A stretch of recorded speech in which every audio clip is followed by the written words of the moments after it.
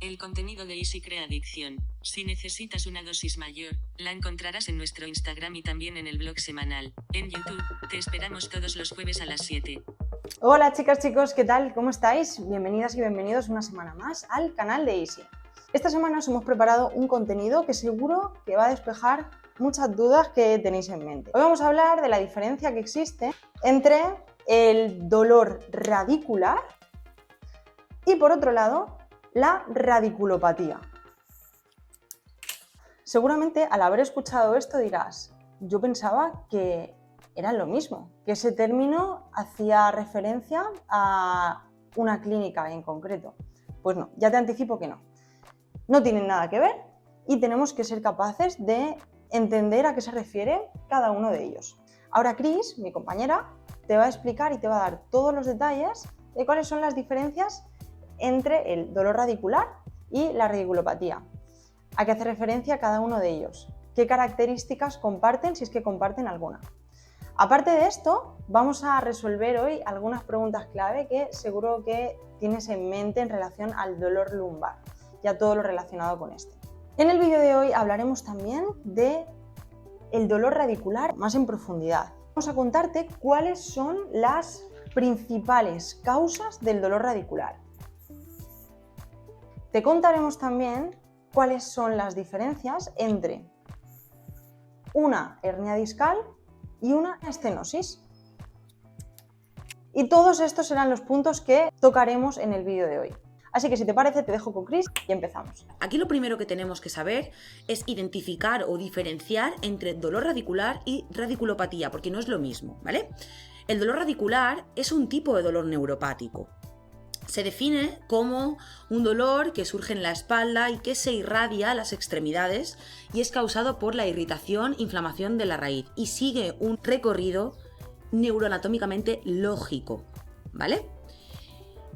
En una radiculopatía, lo que ocurre es que hay un bloqueo de la conducción del nervio espinal que puede cursar con parestesias si es la parte sensitiva del nervio la que se ha visto afectada o con debilidad si es la parte motora del nervio la que se ha visto afectada. Pero una radiculopatía puede o no acompañarse de dolor radicular. Habrán personas que lleguen a la clínica y que te digan, me ha pasado poco, pero una vez me pasó, mira, es que no me duele nada, pero no puedo levantar el pie.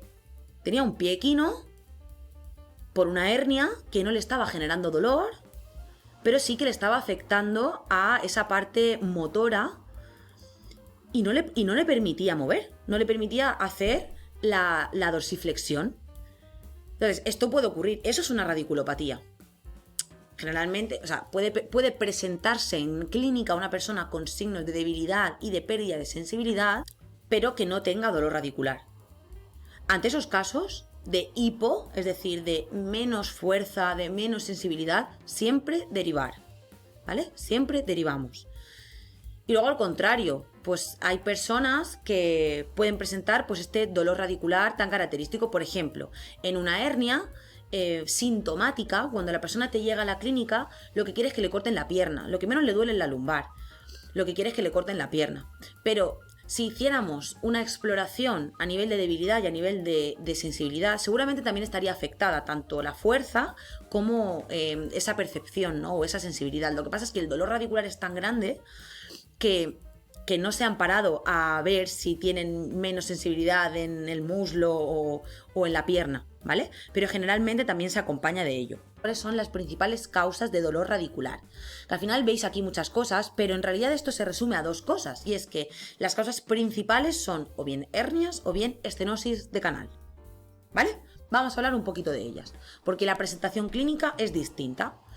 En una hernia, la edad pico ronda los 30-50 años, es decir, las hernias sintomáticas suelen aparecer en personas más jóvenes que las estenosis lumbares. ¿Por qué?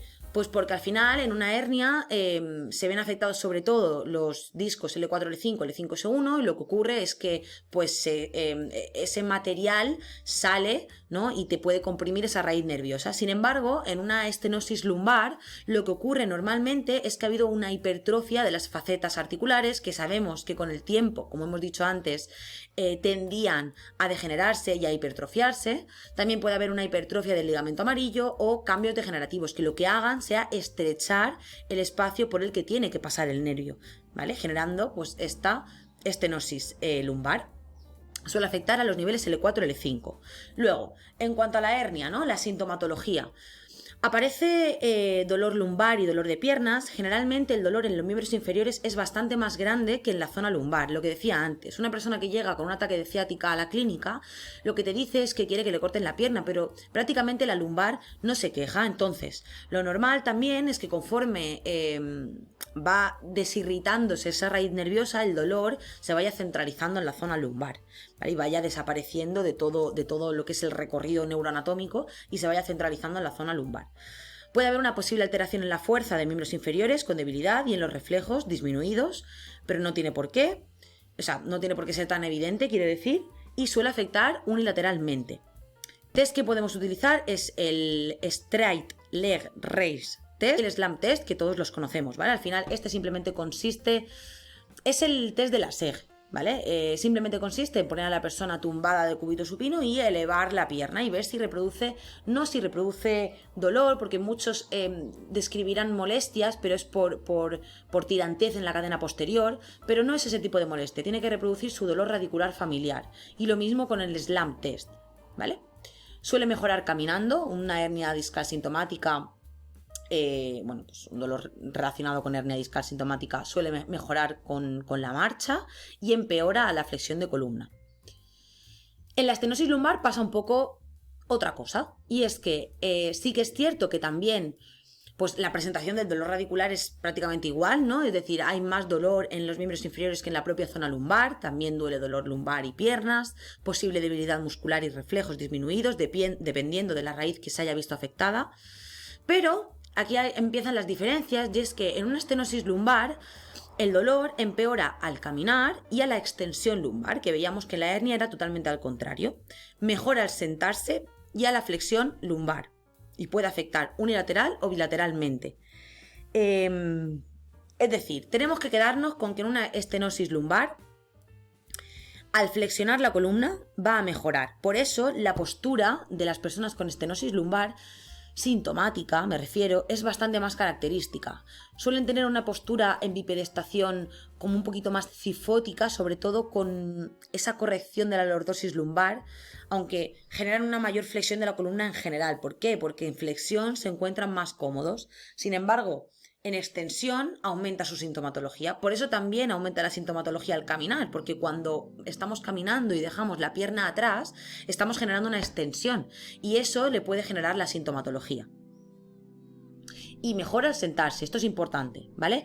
En una hernia discal, generalmente, cuando la persona se sienta y cuanto mayor es la flexión de cadera, peor es la sintomatología. De hecho, una de las cosas que les decimos a las personas con hernias lumbares sintomáticas para que baje la irritación es que cuando se vayan a sentar lo hagan con menos flexión de cadera, es decir, que se sienten en asientos un poquito más altos o que se pongan cojines que hagan que no flexione tanto la zona lumbar. Sin embargo, en la estenosis lumbar pasa lo contrario.